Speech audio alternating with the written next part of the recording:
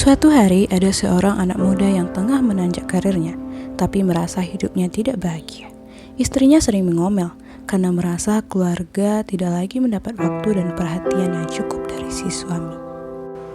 Orang tua dan keluarga besar bahkan menganggapnya sombong dan tidak lagi peduli kepada keluarga besar. Tuntutan pekerjaan membuatnya kehilangan waktu untuk keluarga, teman-teman lama, bahkan saat merenung bagi dirinya sendiri. Hingga suatu hari, karena ada masalah, si pemuda harus mendatangi salah seorang petinggi perusahaan di rumahnya. Setibanya di sana, dia sempat terpukau saat melewati taman yang tertata rapi begitu indah. "Hai anak muda, tunggulah di dalam. Masih ada beberapa hal yang harus Bapak selesaikan," seru tuan rumah. Bukannya masuk, si pemuda menghampiri dan bertanya, "Maaf Pak, bagaimana Bapak bisa merawat teman-teman yang begitu indah sambil tetap bekerja dan bisa membuat keputusan-keputusan hebat di perusahaan kita?" Tanpa mengalihkan perhatian dari pekerjaan yang sedang dikerjakan, si bapak menjawab ramah, "Anak muda, mau lihat keindahan yang lain? Kamu boleh mengelilingi rumah ini, tetapi sambil berkeliling bawalah mangkok susu ini. Jangan tumpah ya, setelah itu kembalilah kemari." Dengan sedikit heran, namun senang hati diikutinya perintah itu.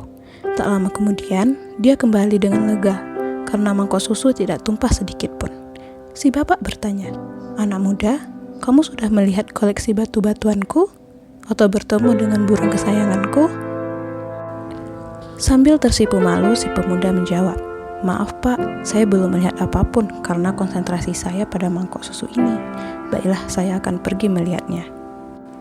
Saat kembali lagi dan mengelilingi rumah dengan nada gembira dan kagum, dia berkata, "Rumah Bapak sungguh indah sekali, asri dan nyaman." Tanpa diminta, dia menceritakan apa saja yang dilihatnya. Si bapak mendengar sambil tersenyum puas sambil mata tuanya melirik susu di dalam mangkok yang hampir habis. Menyadari lirikan si bapak ke arah mangkoknya, si pemuda berkata, "Maaf Pak, keasikan menikmati indahnya rumah Bapak, susunya tumpah semua." Hahaha, anak muda, apa yang kita pelajari hari ini? Jika susu di mangkok itu utuh, maka rumahku yang indah tidak tampak olehmu. Jika rumahku terlihat indah di matamu, maka susunya tumpah semua. Sama seperti itulah kehidupan. Harus seimbang. Seimbang menjaga agar susu tidak tumpah, sekaligus rumah ini juga indah di matamu. Seimbang membagi waktu untuk pekerjaan dan keluarga. Semua kembali ke kita, bagaimana membagi dan memanfaatkannya. Jika kita mampu menyeimbangkan dengan bijak, maka kehidupan kita akan harmonis.